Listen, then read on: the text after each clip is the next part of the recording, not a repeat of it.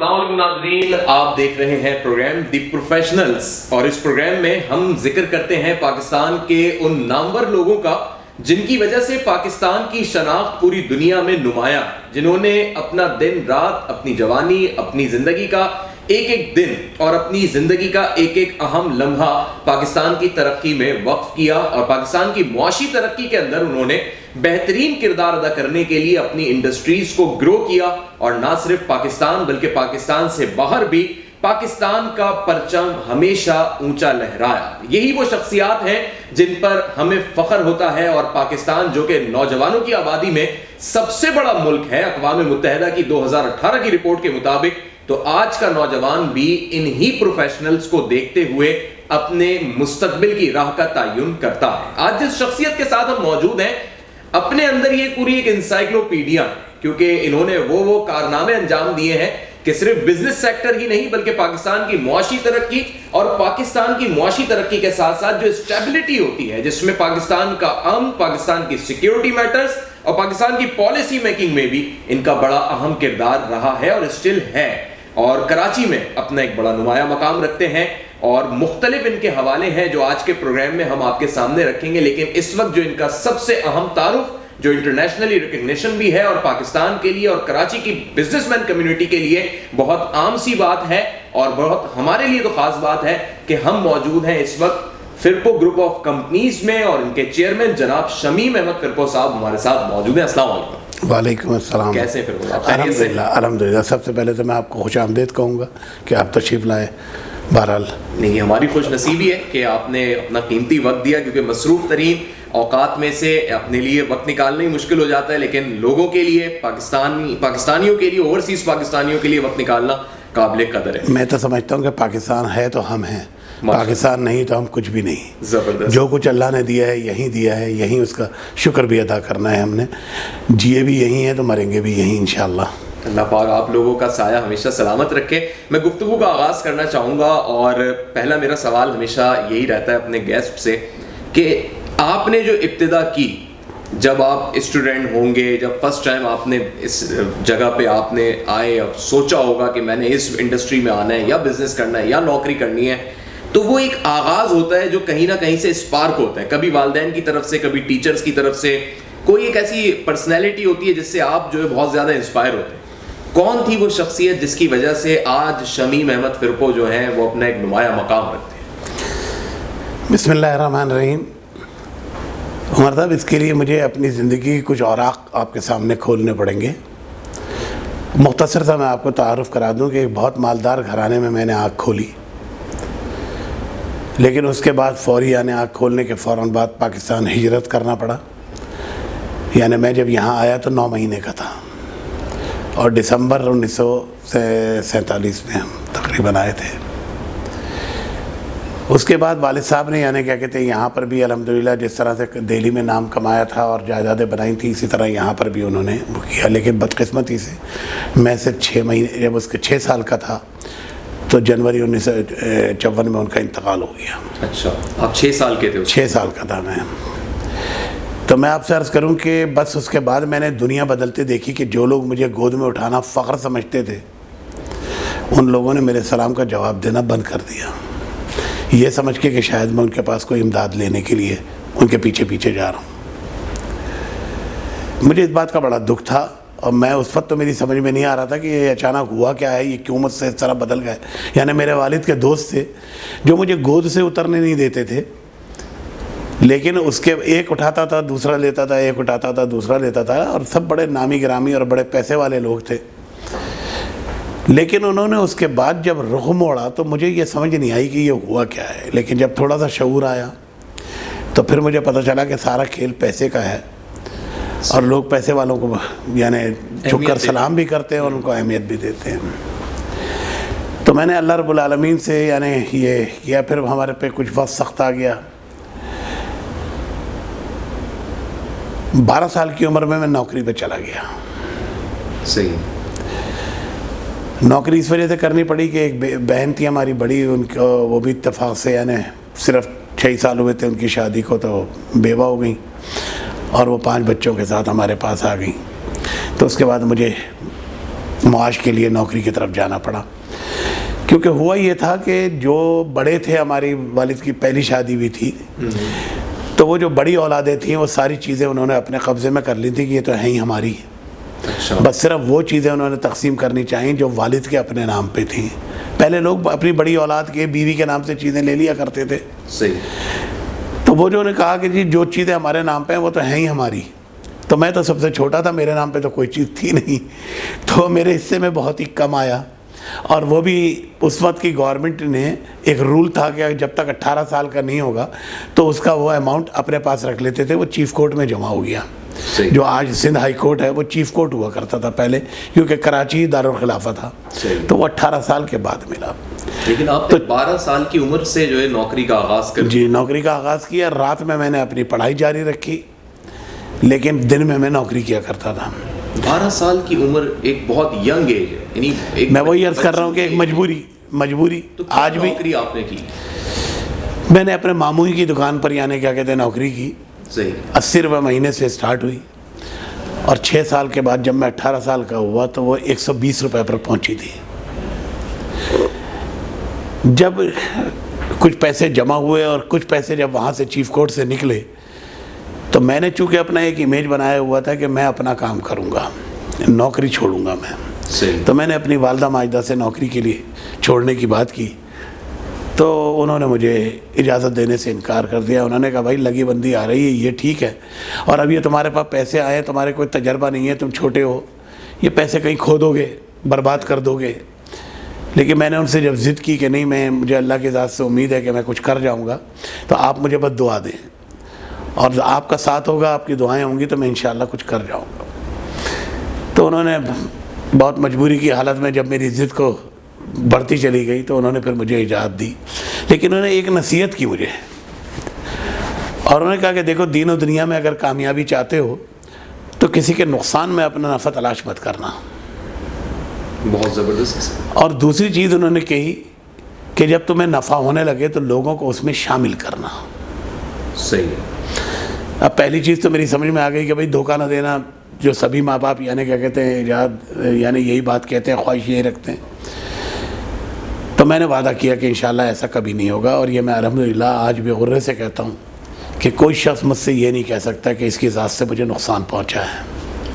میں نے ہمیشہ کوشش یہ کی ہے کہ مجھ سے زیادہ میرے سامنے والے کو فائدہ ہو، جس کے نتیجے میں یہ ہوا کہ اللہ رب العالمین نے میرا ہاتھ پکڑ لیا، اور جس چیز میں بھی میں نے ہاتھ ڈالا اللہ نے اسے سونا کر دیا. ماشاءاللہ. لیکن کچھ عرصے کے بعد جب میرا کام بڑھتا چلا گیا تو مجھے یہ احساس ہوا کہ والدہ نے ایک بات دوسری بھی کہی تھی کہ جب اپنی نفع تمہیں ہونے لگے تو اس میں لوگوں کو شامل کرنا.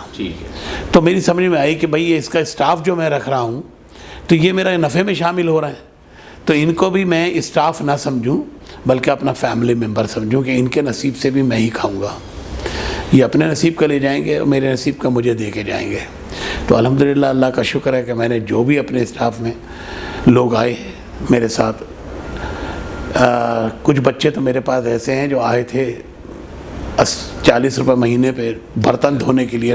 میں نے ایک ریسٹورنٹ کا اسٹارٹ کیا تھا فرپو کے نام سے، جو اب میری گوت نہیں ہے بلکہ آئیڈینٹی بن گئی ہے، میری پہچان بن گئی ہے، میرا برانڈ بن گیا. ایکچوئل میرا سوال یہی تھا اگلا کہ ہم نے پورے پاکستان میں کوئی اور ایسا فرپو نہیں دیکھا، تو میں ایکچولی جاننا چاہ رہا تھا کہ فرپو کوئی کاسٹ ہے، لوگ کیا سمجھتے ہیں، کیا کوئی کمیونٹی ہے، کیسے فرپو جنریٹ ہوا اور آپ کی آج آئیڈینٹی ہے؟ اصل میں ہوا یہ کہ فرپو ریسٹورنٹ کے نام سے میں نے ریسٹورنٹ کھولا، جو میرے مرحوم بہنوئی نے مجھے نام تجویز کیا تھا، کیونکہ وہ کلکتے میں رہے تھے. اور کلکتے میں کیلکٹا میں جس طرح یہاں پر شیزان کسی زمانے میں مشہور تھا کہ بیکرز بھی تھا، ریسٹورنٹ بھی تھا، اسی طرح سے کیلکٹا میں فرپو ایک ریسٹورنٹ اور بیکرز جو تھا وہ بہت مشہور تھا. صحیح.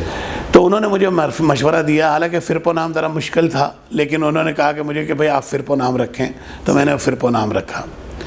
لیکن وہ اس کے بعد پھر الحمدللہ نہ صرف کاروبار بڑھا بلکہ وہ میرا نام بھی مقبول ہوتا چلا گیا. جڑا آپ کے پھر اب وہ سلسلہ یہ ہے کہ جب میں نے پہلی مرتبہ، ہماری برادری ہے دہلی پنجابی سوداگر برادری، صحیح، تو اس کا میں جب مینیجنگ کمیٹی کا ممبر بنا، پہلی مرتبہ الیکشن لڑا اور الحمدللہ ٹاپ کیا اس کے اندر، کیونکہ 2 گروپ تھے، دونوں گروپ سے مجھے ووٹ پڑ گئے، وہ دونوں اپنی طرف لینا چاہتے تھے مجھ کو، تو میں نے اس میں ٹاپ کیا. اس کے بعد پہلے ہی سال میں وہاں پر خازن ہو گیا. اچھا، یعنی ٹریجرار مجھے بنا دیا گیا. صحیح.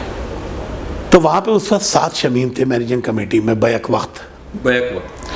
اور مسئلہ یہ تھا کہ وہ ایک شمیم کی بات کرتے تھے تو دوسرا شمیم پلٹ کے دیکھتا تھا، تو انہوں نے پھر کرا یہ کہ سب کے نام علیحدہ علیحدہ سیٹ کر دیے، اور کوئی شمیم شمسی تھا، کوئی شمیم شیخ تھا، کوئی شمیم ریب قوم تھا، جس کے جو کام تھے وہ ان کے ساتھ ان کو منصب، تو مجھے انہوں نے شمیم فرپو کر دیا. صحیح. اور وہ الحمدللہ اتنا مشہور ہوا کہ اب آج شمیم سو مینی، آپ کہیں پر بھی تذکرہ کریں گے وہ پوچھا کون شمیم، لیکن اب آپ فرپو اگر کہیں گے تو وہ کہے گا ایک ہی ہے، اور وہ 1 سیکنڈ میں مجھ تک پہنچ جائے گا. تو کیونکہ میں نے یہ تقریباً پاکستان میں 43 کیٹیگریز ہیں جس میں رجسٹرڈ کرانا پڑتا ہے نام، تو میں نے وہ 43 کیٹیگریز میں سب میں اپنے نام کو رجسٹرڈ کرا لیا، کیونکہ اب یہ میرا برانڈ ہے، میری آئیڈینٹی بھی ہے، میرا برانڈ بھی ہے. تو یہ پاکستان میں تو کوئی اور نام نہیں رکھ سکتا، کسی بھی جگہ کا، کسی بھی چیز کا، یا کسی بھی مقام کا وہ نام یہ نہیں رکھ سکتا، نہ کسی بزنس کا نام، کسی نام کہیں بھی نام نہیں رکھ سکتا. وہ 1-2 لوگوں نے کوشش کی تو ان کو ہلکا سا نوٹس دیا انہوں نے فوری طور سے، اور رجسٹریشن کی کاپی بھیجی تو انہوں نے فوراً اس کو نام بدل دیا. تو کہنے کا مقصد یہ ہے کہ یہ اللہ کا شکر ہے، اللہ پاک کا احسان ہے کہ اللہ نے آج اس مقام تک پہنچایا کہ اب یہ نہ صرف وہ ریسٹورنٹ تو میں نے بند کر دیا کیونکہ 96 میں حالات بہت خراب ہو گئے تھے، اور میں چونکہ انڈسٹری میں آ گیا تھا تو میرے بچے جو ہیں وہ اس میں ریسٹورنٹ میں جانے کے لیے تیار نہیں تھے، کہ بڑا ہارڈ ورک تھا. جو فوڈ انڈسٹری کو آپ نے کلوز کر کے آپ اس طرف آئے. میں 1975 میں ہی میں دوسری طرف بھی ڈائیورٹ کر گیا تھا، اور بھی کمپنیاں میں نے کھول لی تھی جس میں کام امپورٹ سے شروع کیا، پھر اس کے بعد اسی آئٹموں کی مینوفیکچرنگ شروع کر دی جو آئٹم میں باہر سے منگاتا تھا. تو کہنے کا مقصد یہ ہے کہ اپنی جب ڈائیورجن کی تو جو میرے بچے تھے ان کو 72 میں میری شادی ہوئی، 73 میں پہلا بیٹا پیدا ہوا، سہیل انٹرپرائز کے نام سے ایک فرم قائم کی، اس کا نام سہیل رکھا، سہیل انٹرپرائز کے نام سے ایک فرم قائم کی. اللہ نے اس کے اندر بھی اتنی برکت ڈالی، یہ سب اللہ کا کرم ہے، میری ماں کی دعائیں، اور ان بچوں کا نصیب جو بہن میری بچے اپنے ساتھ لے آئی تھیں، تو ان بچوں کے نصیب سے، کیونکہ وہ سب میرے ہی بچے میرے ساتھ ہی پلے بڑھے، تو اللہ نے یہ مقام مجھے عطا کیا. اور میں سمجھتا ہوں کہ ساتھ میں میرا اسٹاف جو بھی ہے جن کو میں اپنا فیملی ممبر سمجھتا ہوں، تو یہ سب کی دعاؤں سے، سب کے نتیجے میں اللہ رب العالمین نے ایسا ہاتھ پکڑا کہ آج پھر گروپ آف کمپنیز ہو گئی. اور جو میں نے 80 روپے کی نوکری کی تھی، میں آپ سے عرض کروں کہ میرے پاس 40 روپے کی نوکری پر جو آیا تھا برتن دھونے کے لیے لڑکا بچہ، وہ آج بھی میرے پاس ہے، اور وہ فیکٹری کا پرچیز مینیجر ہے، اور 80,000 روپے اس وقت اس کی تنخواہ ہے. زبردست. تو کہنے کا مقصد یہ ہے کہ اور پھر اس کے نہ صرف وہ اکیلا بلکہ اس کے 7 بھائی ہیں، جو 7 کے 7 بھائی میرے پاس ہیں اب. تو کہنے کا مقصد یہ ہے کہ سب کے ساتھ اچھا برتاؤ، ان کا حق وقت سے پہلے ان کو ادا کر دینا، یہی چیز یعنی کیا کہتے ہیں کامیابی کا راز ہے. اور اللہ تعالیٰ نے اس کے اندر برکت ڈالتے چلے گئے، اور آج الحمدللہ آپ کے سامنے ہے کہ بھئی سینکڑوں لوگ میرے ہاں ماشاءاللہ میرے ساتھ کام کرتے ہیں. اب پھر وہ گروپ آف کمپنیز کی جو پروڈکٹس ہیں وہ کون کون سی ہیں؟ دیکھیں، ہم نے شروع کیا تھا آٹو بلب سے، گاڑیوں کے بلب، یعنی جس میں موٹر سائیکل، موٹر رکشا، ٹرک، بسیز، گاڑیاں، ان کے بلب ہم نے بنانے شروع کیے، جو پائنیئر انڈسٹری تھی پاکستان میں. اس میں بڑی ہرڈلز آئیں، بڑی مشکلات آئیں، کیونکہ بہت ہی ٹیکنیکل معاملہ ہے. یہ یہاں پہ کوئی فیکٹری نہیں لگ سکی اس کی. اچھا. کوئی لگی بھی تو وہ چند دنوں میں ہی بند ہو گئی. مجھے بھی 3 مرتبہ بند کرنی پڑی فیکٹری. اچھا. بہت ہرڈلز آئیں، بہت پریشانیاں آئیں. لیکن میرا کہنا یہ ہے اکثر مختلف یہ اپنا جو یونیورسٹیز ہیں اس میں مجھے بلایا جاتا ہے، کیونکہ وہ کچھ ایسے سیلف میڈ لوگوں کو بلاتے ہیں کہ جو اپنی کاوشوں سے، کوششوں سے اور اللہ کی مدد سے آگے بڑھے ہوں. تو وہ مجھے ہی بلاتے ہیں کہ بھئی اب یہ چونکہ فارغ البال ہو گئے ہیں بچے، یعنی جو وہاں سے فائنلائز، جی، تو ان کو ذرا بتائیں کہ بھئی آپ نے کیسے یہ کامیابی حاصل کی تاکہ ان کو کچھ حوصلہ ملے. یہ اپنی پریکٹیکل لائف سے تو یعنی کیا کہتے ہیں اپنا تھیوریکل لائف سے تو گزر چکے ہیں، پڑھ لیا ہے سب کچھ، لیکن اب پریکٹیکل لائف میں جائیں تو کیا کریں، کیسے کریں. تو میں ان کو ایک ہی بات کہتا ہوں کہ بیٹا جب کام شروع کرو, چاہے وہ نوکری کرنی ہو یا کاروبار اپنا کرنا ہو, پہلے تو ڈیسائیڈ کرو کہ تمہیں کرنا کیا ہے. صحیح. اور اس کے بعد پھر اپنے مائنڈ کو میک اپ کر کے کسی ایک چیز کا انتخاب کرو. نوکری کرنی ہے تو پھر کس فیلڈ میں کرنی ہے, کہاں تمہارا رجحان ہے, فارمیسیوٹیکل میں جانا ہے, صحیح, ٹیکسٹائل میں جانا ہے, کاسمیٹک میں جانا ہے, کیمیکلز میں جانا ہے, کسی بھی انڈسٹری میں جانا ہے, تو ایک مرتبہ پہلے طے کرو. صحیح. اور جب وہاں چلے جاؤ تو پھر وہیں پہ رہ کے اپنی جگہ بناؤ, کیونکہ دیکھو روپیہ یہاں گرا ہے تو یہیں تلاش کرو گے تو ملے گا. صحیح. اگر میرا روپیہ یہاں گرا ہے اور میں برابر کے کمرے میں جا کے تلاش کروں گا, مجھے نہیں ملے گا. تو میں ان سے کہتا ہوں کہ بیٹا آپ کو کامیابی آسانی کے ساتھ نہیں ملے گی, تھوڑی اسٹرگل کرنی پڑے گی, لیکن ڈٹے رہو آپ وہاں پر, اس کے ڈیپ کے اندر اترتے جاؤ. میرے ساتھ بھی یہی ہوا کہ جب میں نے یہ پائرن انڈسٹری لگائی تو کبھی میرے باپ دادا نے لگائی تھی, نہ یہاں پر کوئی انڈسٹری تھی. پہلا تجربہ تھا آپ کا؟ پہلا تجربہ تھا اس انڈسٹری کا, اور وہی بڑی مشکل اور ہائی ٹیک انڈسٹری. تو مجھے بھی لوگوں نے بڑا بیوقوف بنایا, جو انجینئر نہیں تھے وہ انجینئر بن کے آ گئے. انہوں نے الٹا ان مشینوں پہ اپنے تجربے شروع کیے اور وہ مشینیں ہی خراب کر دیں. تو مجھے بند کرنی پڑی مجبوراً. پھر میں واپس جاتا تھا, تائیوان گیا, میں تھائی لینڈ گیا, ایون انڈیا گیا. وہاں میں نے وہ مشینیں چیک کی, ان کے لوگوں سے باتیں کی کہ اس میں کیا وجہ ہے, ہمارے یہاں خرابی کیوں آ رہی ہے. تو وہ ساری چیزیں انالائسز ہوتی رہیں. اس کے بعد پھر ہم اس کو اسٹارٹ کرتے رہے, واپس آن کے پھر ری اسٹارٹ کرتے تھے. یہ نہیں کیا میں نے کہ اس سے بددل ہو کے میں نے کوئی اور کام میں ہاتھ ڈال دیا. جب تک وہ اپنی جگہ پر کھڑی نہیں ہوئی میں نے اس پہ دوسرے کام کو نہیں دیکھا. میں نے یہ کیا کہ نہیں یار, میں نے یہاں وقت لگایا ہے, پیسے لگائے ہیں, پیسے بھی ناس ہو جائیں گے, وقت بھی ناس ہو جائے گا اگر میں کسی دوسری طرف جاؤں گا. تو مجھے اسی میں رہ کے کہ جب وہاں چل رہی ہے تو یہاں کیوں نہیں چل سکتی. تو میں نے اس کے اوپر ڈٹا رہا اور الحمدللہ اس کی ڈیپ کو پہنچا. آج اللہ کا شکر ہے کہ الحمدللہ ہاں ہم یعنی کیا کہتے ہیں سکسیزفل ہیں. تو کہنے کا مقصد ہے مشکلات پریشانیاں آتی ہیں لیکن اس کو فیس کرنا چاہیے, اس سے بھاگنا نہیں چاہیے. تو میں ان سے دو ہی باتیں کہتا ہوں جب کسی بھی یونیورسٹی میں جاتا ہوں, تو ان سے میں خطاب کرتے ہوئے کہ بیٹا آپ کی پڑھائی شاید مجھ سے زیادہ ہوگی لیکن آپ کا تجربہ مجھ سے زیادہ نہیں ہے. تجربہ وقت کے ساتھ آتا ہے, اور میں اپنے تجربے کی بنیاد کے اوپر کہہ رہا ہوں کہ جب کوئی کام شروع کرو تو پوری تندہی کے ساتھ سوچ کے سمجھ کے اس کے اندر ہاتھ ڈالو, اور پھر اس کے بعد وہاں ڈٹ جاؤ. کوئی مشکل آئے تو پریشان نہیں ہونا ہے, اس کی تحقیق کرنی ہے, اس کی تہ تک پہنچنا ہے. اور جب آپ سمندر کی تہ میں پہنچ جاؤ گے تو موتیاں ساری نکال کے لے آؤ گے, ورنہ باہر دیکھ کے کھڑے ساحل پہ دیکھتے رہو گے, فائدہ کچھ بھی نہیں ہوگا. ہر دفعہ آپ ایک نیا کاروبار کریں گے, 6 مہینے یا سال کریں گے, سال کے بعد اس میں وہ سرمایہ بھی برباد ہو جائے گا, وہ تجربہ بھی برباد ہو جائے گا. اور یہ موٹیفیکیشن مجھے کہاں سے ملا, یعنی میں کس سے متاثر ہوا. میرے ایک دوست تھے, انتقال ہو گیا, اللہ تعالیٰ ان کو غریق رحمت کرے. سوئی گیس کمپنی میں کام کرتے تھے, ایز اے فٹر وہاں پر انٹر ہوئے تھے. اسلم فاروق نام تھا ان کا. اور جب وہ مرے تو ایم ڈی تھے سوئی گیس کمپنی کے. یہ بلڈنگ جو بنی ہوئی ہے سوئی گیس کی, یہ انہی کے دور میں بنی, انہوں نے بنوائی اور لگ کے بنوائی کہ اس کو میں کمپلیٹ کروں گا.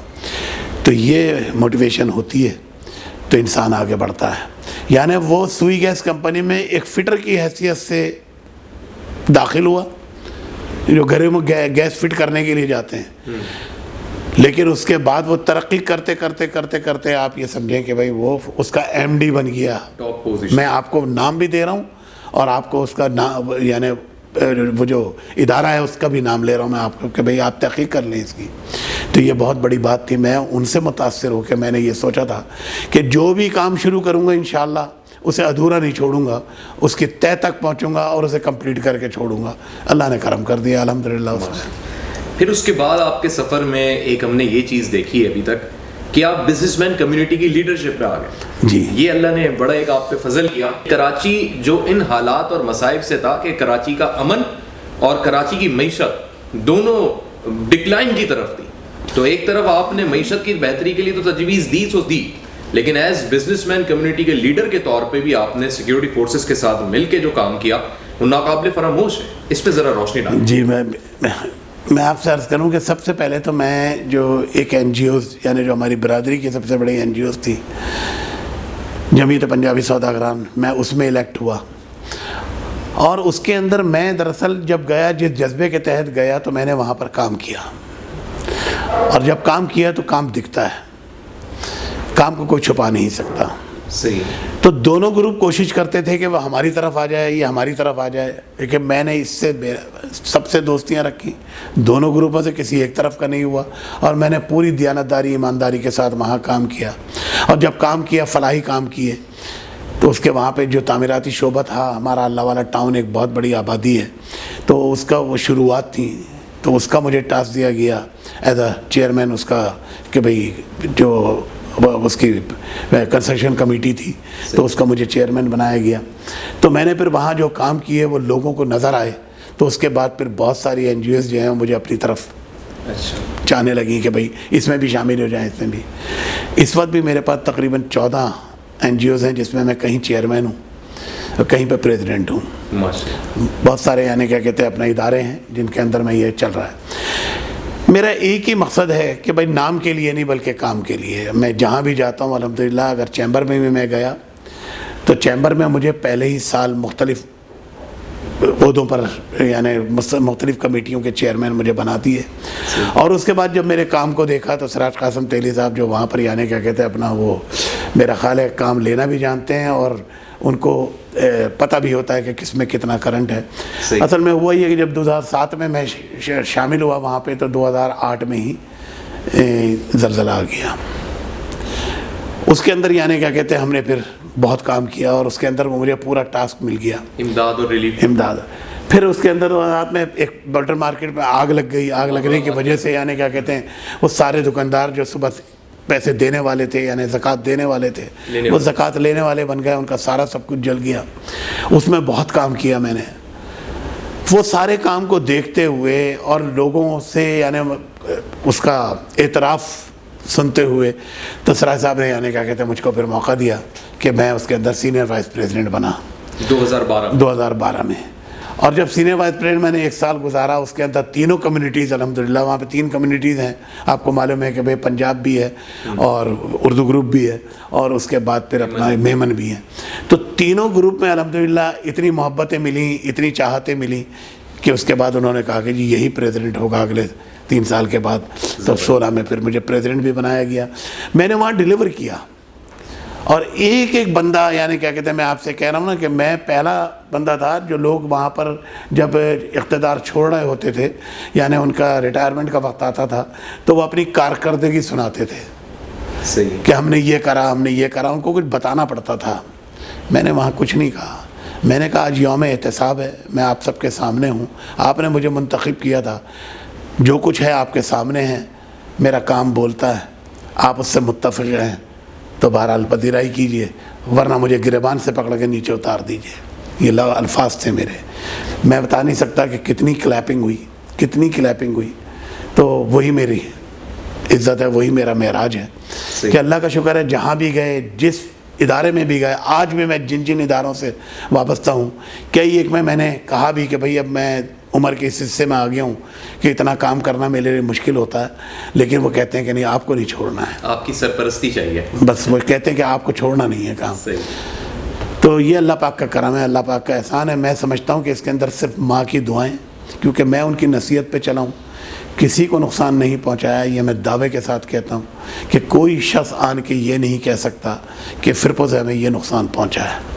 شمیم فرپو صاحب Karachi chamber of commerce and industry کے پریزیڈنٹ بھی رہے، 2016-17 والا یہ ٹینیور تھا آپ کا، اور اس ٹینیور میں کراچی کی پالیٹکس بدلی، یہ ایک تاریخی چیز ہے، یعنی یہ سن 2016 جو ہے یہ تاریخی طور پہ بڑا ہے، کراچی کی سیاست میں اپنا ایک مقام رکھتا ہے۔ بالکل صحیح کہ وہ چیزیں، وہ بت ٹوٹے جس کا کوئی سوچ نہیں سکتا تھا۔ اس کے بعد کراچی کا پھر پولیٹیکل ڈائمنشن آپ نے کیا بنتے ہوئے دیکھا، آج کی تاریخ میں آپ کیا دیکھ رہے ہیں، اور آنے والے دن آپ کو کیسے لگتے ہیں؟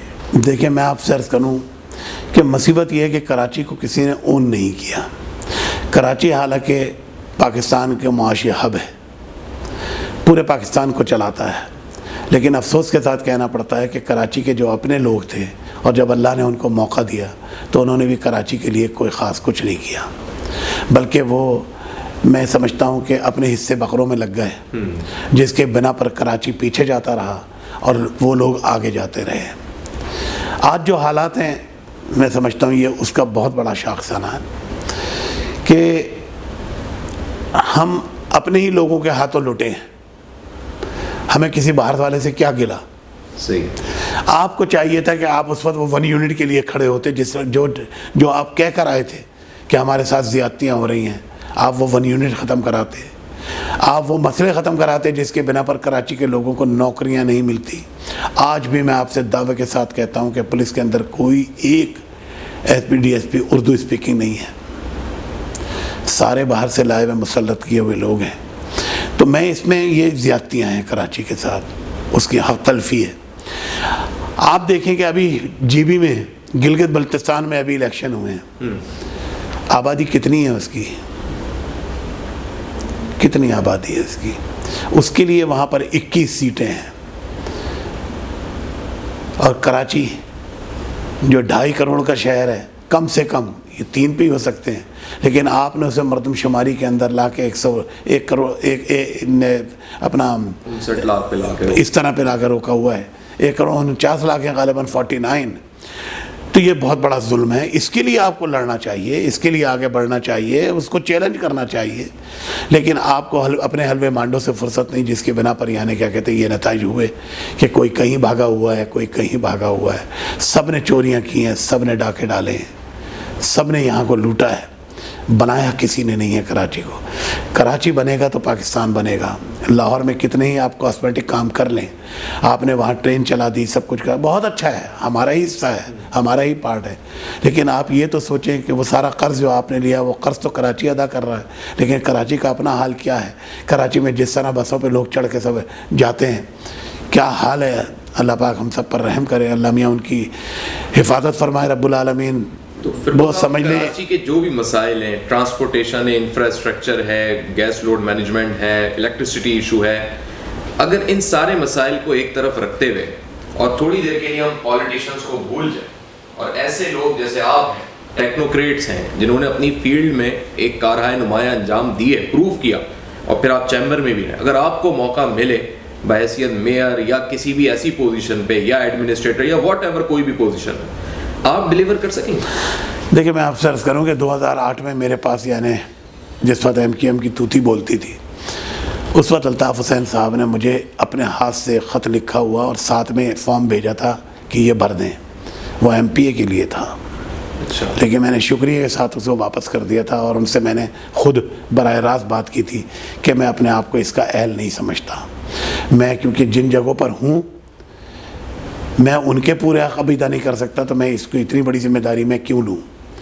تو میں اس کا اہل نہیں سمجھ سکتا، میں آپ کا سپورٹر تھا، سپورٹر رہوں گا، لیکن یہ میں آپ کا حکم نہیں مان سکتا،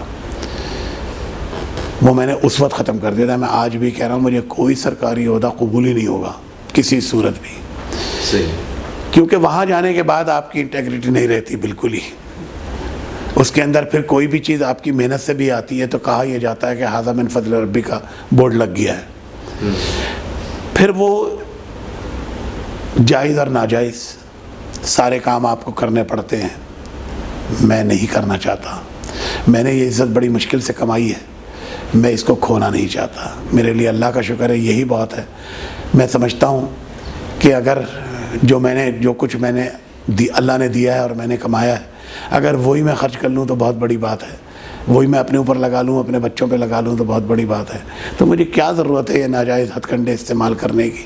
مجھے نہیں چاہیے، میرا کوئی ایم نہیں ہے ایسا، تو مجھے ملے گا ہی نہیں، اور ملے گا تو میں لوں گا نہیں۔ میں نے آپ کو بتایا کہ 2008 میں مل رہا تھا، مجھے کہا گیا تھا کہ آپ اپنے حلقے سے یعنی ہم آپ کو کھڑا کر رہے ہیں، اور میرے حلقے سے جو بھی کھڑا ہوا ہے وہ وزیر بنا ہے، یہ بھی میں آپ کو بتا دوں، آج بھی علی زیدی صاحب اس حلقے سے کھڑے ہوئے ہیں، علی زیدی صاحب وزیر ہیں، وہاں سے جو بھی کھڑا ہوا ہے اس سے پہلے، چاہے وہ رؤف صدیقی کھڑے ہوئے ہوں، چاہے وسیم اختر کھڑے ہوئے ہوں، چاہے اس کے اندر عابد اختر کھڑے ہوں، وہ منسٹر ہی بنے ہیں اس ایریے سے، جو بھی کھڑا ہوتا ہے منسٹر بنتا ہے، مجھ سے بھی یہی کہا گیا تھا، تو میں نے اسی پر کہا کہ نہیں، میں اپنے آپ کو اس کا اہل نہیں سمجھتا، صحیح، تو مجھے کیا کہ قبول نہیں تھا، میں نہیں کروں گا۔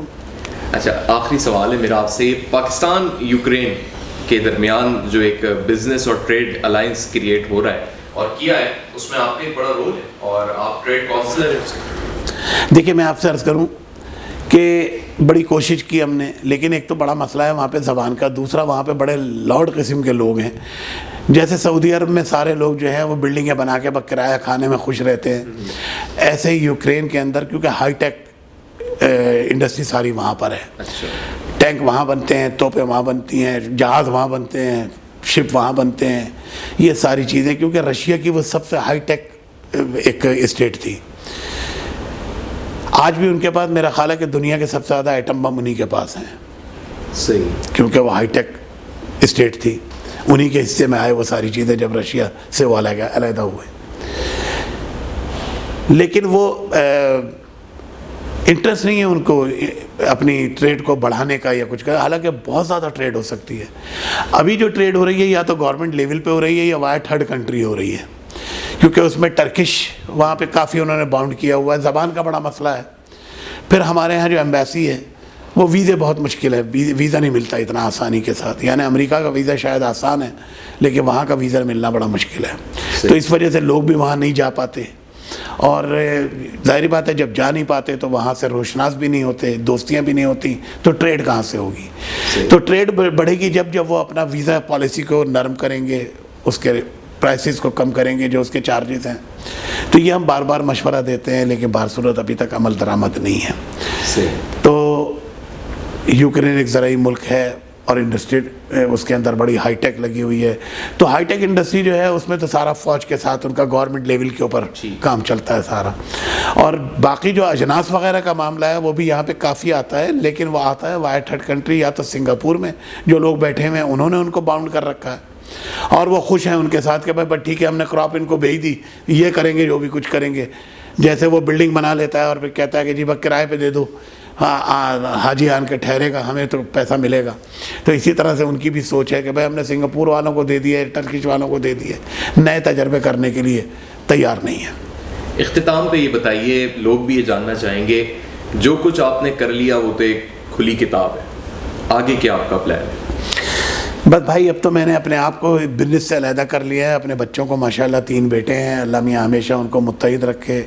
میں کہتا ہوں کہ پیسہ تو آنی جانی چیز ہے، اولاد سب سے بڑی دولت ہے.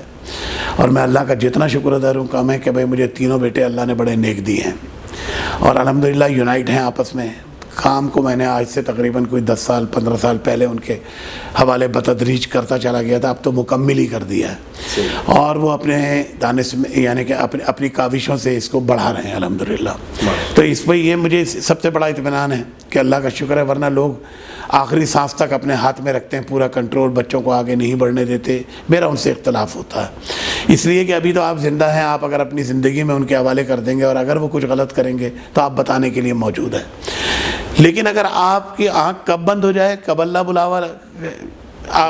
کی طرف سے بلاوا آ جائے، تو پھر اس کے بعد جب ان میں تو ہو سکتا ہے آپس میں لڑائیاں شروع ہو جائیں، تو وہ اچھا نہیں ہے. میں سمجھتا ہوں کہ ہر ایک کو اپنی زندگی میں ہی اپنی اولاد کے حوالے کر دینا چاہیے، کیونکہ اول ان کے لیے کیا ہے آپ نے، آخر ان کے لیے کیا ہے.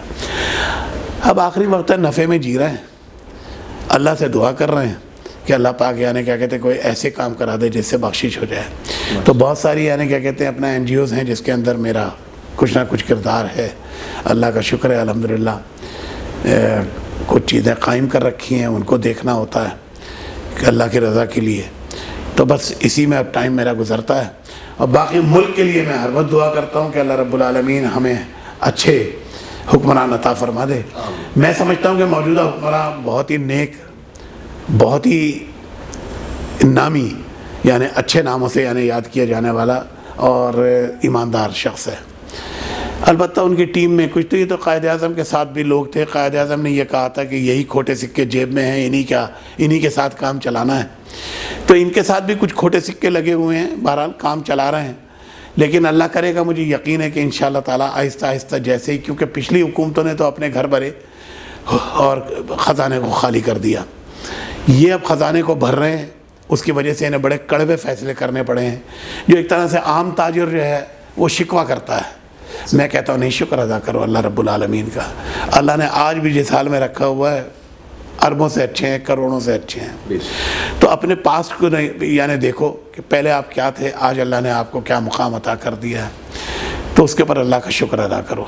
جو چلا گیا اس کو نہ دیکھو, جو بچ گیا اس کو دیکھو, تو اللہ اور دے گا انشاءاللہ تعالیٰ.